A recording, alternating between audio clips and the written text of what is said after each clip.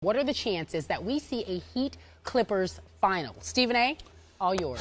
I'm going to give it around a 50% chance because I think both of them have an opportunity to get knocked off before the finals.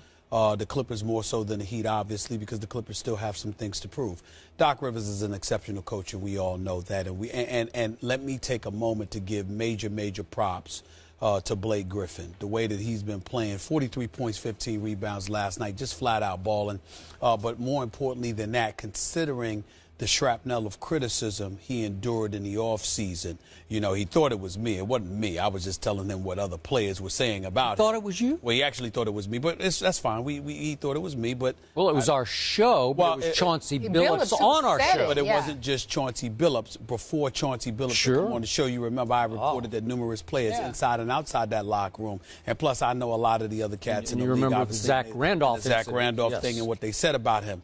But he has responded the way he is supposed to respond. He has played exceptional basketball throughout this season. He's a deserving all-star. He's showing more and more heart every day, and he's producing in the absence of Chris Paul.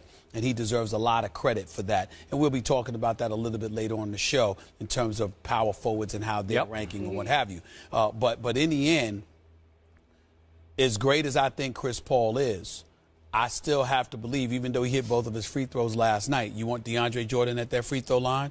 Even though he's improved, do you want Blake Griffin at that free throw line when it counts? Because when the game slows down, you've got to be able to play with your back to the basket. You've got to have a post presence, and it can't just be lob city. It can't just be alley-oops because the better teams are not going to yield that to you. The game is going to slow down, and you're going to have a viable half-court offense in order to get things done. And I'm not sure they're there yet, so the jury's still out. In the case of Miami, I've said before the Indiana Pacers are coming. And the way the Miami Heat are looking, regardless of how they looked last night in sharing the basketball, distributing the basketball, the greatness of LeBron James, D-Wade contributing his 14 points, etc., I still am of the belief, and haven't made my decision yet, but I am still leaning towards if the Pacers were to meet the Miami Heat in the playoffs, I would pick the Pacers. Wow. Really? Okay, because of home court advantage. The jury's still out with that. So, bottom line, to answer the question, when I look at the Heat, when I look at the Clippers, I would give it a 50-50 shot because I think both of them are talented enough to get there. Obviously, the Heat are the champions. The Clippers are talented enough to get there out of the West. But I can't give them the edge over Oklahoma City right now. I can't do that. I just can't do it. And in the case of Miami, without a healthy Dwayne Wade, I can't give them the edge over Indiana. So it's entirely possible that the NBA will suffer from depression because the NBA Finals could end up being Indiana versus Oklahoma City. Well, I wouldn't be depressed. No, I'm just talking about the major markets. You wouldn't be depressed? They're not going to admit it. They're not going to admit it. I'm just talking about the major markets. You know what I'm saying? I mean, that's all I mean by that. From television. It's not box office is what he's saying. I think KD is still box office. Oh, he is. With Russell back, that would be some big box office. But one of them there, but both of them together. I agree with what you said about Blake. I've been hard on Blake on the show for different reasons than you. I just don't see enough game from Blake, except, as I always say, he can really dunk.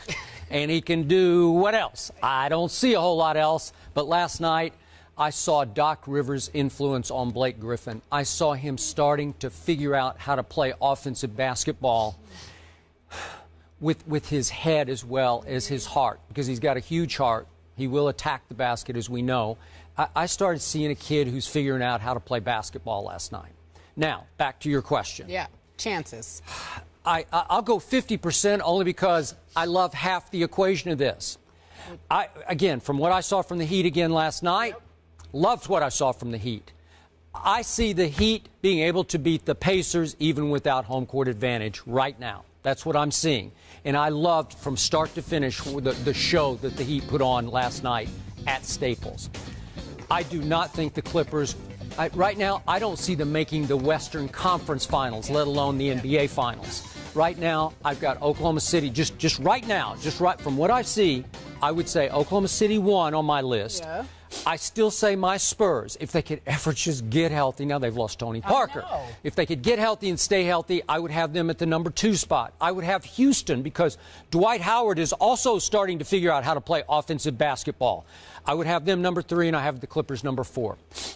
And again, I loved what Doc said after the game because that's what he should say. That's the impact that the best coach in pro basketball is having on that woe-begone franchise that has drifted for so long in Losersville. And they have a loser's mentality. What can go wrong will go wrong. But he's saying, no, I'd love to see these guys again. And it's sending a real strong message to his young team. We can do this. I'm glad he's sending the message. I don't think they can do it because, Stephen A., they still do the big things. I don't see enough little things. They still do the Sports Center highlight things. They don't do enough off-radar things. They are still. Do you realize that last night the Heat scored their most points in the last 20 games, 116 points? Why is that? The Clippers still don't play enough defense. They're ranked 14th overall in the NBA in stopping the opponent from scoring. Right. And I look at their shot blocking. So last night they had 2 shot blocks, and one was by little Darren Collison. How big is Darren? Is he 6 feet tall? I don't know. So that's like an aberration shot block. Mm-hmm. Blake Griffin, for all of his, 43 points and 17 rebounds, he had 0 blocks. He doesn't play a lot of defense. He doesn't change a lot of shots in the lane.